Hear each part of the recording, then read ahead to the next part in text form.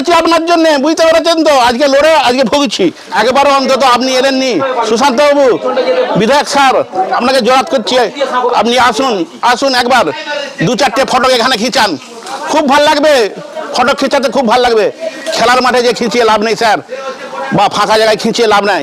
এখানের প্রকৃতি যেভাবে আছে খুব ছবি ভালো উঠবে। আপনি স্যার আসুন, আসুন, আপনাকে দেখতে চাই। আপনি তো বন্দরে পেরায় আসেন, আমি দেখি।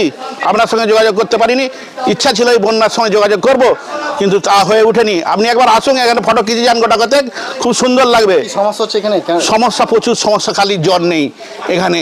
আজ 8 দিন হয়ে গেল, মানে ভেঙে গেছে।